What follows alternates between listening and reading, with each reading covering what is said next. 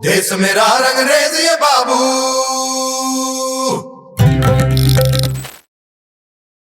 पापा आग लग गई है, मुझे बचा लीजिए। शायद अब मैं बच नहीं पाऊंगा। फोन के दूसरी तरफ एक बेटा रो रहा था। उसने खुद को बाथरूम में बंद कर लिया था। बाहर धुआं भर चुका था, सांस लेना मुश्किल हो रहा था। उसे उम्मीद थी कि शायद उसके पापा पहुंच जाएंगे, शायद कोई दरवाज़ा तोड़ देगा, शायद कोई चमत्कार हो जाएगा। लेकिन कोई चमत्कार नहीं हुआ।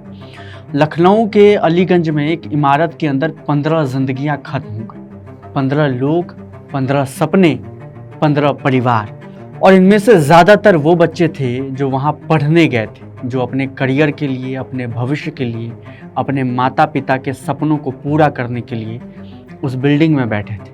लेकिन उस दिन क्लासरूम उनके लिए मौत का कमरा बन गया। सोचिए कि अगर किसी बिल्डिंग में सैकड़ों बच्चे पढ़ने आते हो, वहाँ सबसे ज़्यादा ज़रूरी चीज़ क्या होनी चाहिए? शुरुआती जांच में पता लगा है कि जिस बिल्डिंग में आग लगी वहाँ इमरजेंसी गेट तक नहीं था। बाहर निकलने का सिर्फ एक रास्ता था। छत पर जाने वाली सीढ़ी का दरवाज़ा बंद था। और सबसे हैरान करने वाली बात कि मुख्य गेट बायोमेट्रिक सिस्टम से चलता था, यानी थंब इम्प्रेशन से खुलने वाला गेट। अब कल्पना कीजिए, आग लगी है, धुआं भर चुका है, बच्चे भाग रहे हैं, चीख रहे हैं, और उसी समय अगर बिजली चली जाए या सिस्टम फेल हो जाए तो लोग क्या करेंगे? बताया जा रहा है कि यही हुआ भी। गेट लॉक हो गया, अंदर मौजूद लोग फंस गए। क्या ये सिर्फ एक हादसा था या फिर ये हादसा होने का इंतजार कर रहा एक सिस्टम था?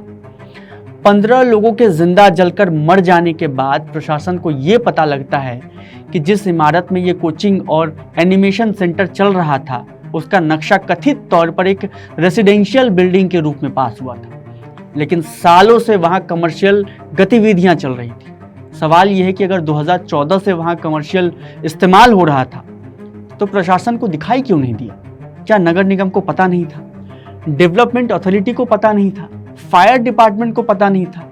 या सबको पता होते हुए भी इसे मौत का बिल्डिंग बनने दिया गया? हर अग्निकांड के बाद यही नौटंकी होती है कि एसआईटी बनती है, जांच के आदेश दिए जाते हैं, मुआवजे की भी घोषणा होती है, फिर धीरे धीरे ये सरकारी लापरवाही गायब कर दी जाती है। दिल्ली के मालवीय नगर में भी यही हुआ था। उस घटना को अभी 1 महीना भी नहीं बीता था कि लखनऊ में लोग झुलस कर मर गए।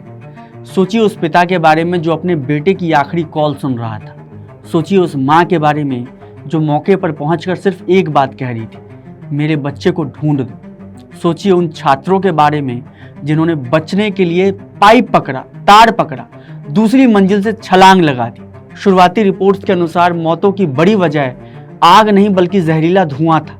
इमारत में प्लास्टिक, पार्टीशन, पैकेजिंग मटेरियल और दूसरे ज्वलनशील सामान मौजूद थे। नीचे पेंट शॉप भी था। जब आग लगी तो धुआं तेजी से ऊपर गया और कुछ ही मिनटों में पूरी बिल्डिंग गैस चेंबर जैसी बन गई। यानी जिन बच्चों ने आग की लपटें भी नहीं देखी, वो भी धुएं से हार गए। अगर सुरक्षा मानकों का पालन नहीं हो रहा था तो जांच एजेंसियां कहाँ थी भाई? अगर इमरजेंसी गेट नहीं था तो अनुमति किसने दी? अगर रिहायशी नक्शे पर कमर्शियल कॉम्प्लेक्स चल रहा था तो कार्रवाई क्यों नहीं? अगर सैकड़ों बच्चे वहां रोज आते थे तो किसी निरीक्षण में यह खामी क्यों नहीं दिखी? यह सवाल सिर्फ लखनऊ का नहीं है, यह सवाल भारत के हजारों कोचिंग सेंटरों, प्राइवेट इंस्टीट्यूट और कमर्शियल बिल्डिंग्स का भी है। क्योंकि सच ये है कि हम में से ज़्यादातर लोग ऐसी इमारतों में रोज जाते हैं जहां हमने कभी यह देखने की भी कोशिश नहीं की कि इमरजेंसी एग्जिट कहाँ है, बाहर निकलने के कितने रास्ते हैं। और शायद सबसे दर्दनाक बात यह है कि इस देश में ऐसे हादसे हमें चौंकाते ज़रूर हैं लेकिन हैरान नहीं करते हैं, क्योंकि हम जानते हैं कि नियम मौजूद हैं लेकिन उनका पालन नहीं होता। निरीक्षण होते हैं लेकिन खामियां नहीं दिखती। जिम्मेदार लोग होते हैं लेकिन जिम्मेदारी तय नहीं होती। लखनऊ की इस आग में सिर्फ 15 लोगों की जान नहीं गई, बल्कि उन परिवारों के सपने भी राख हो गए जिन्होंने अपने बच्चों को बेहतर भविष्य के लिए वहां भेजा था।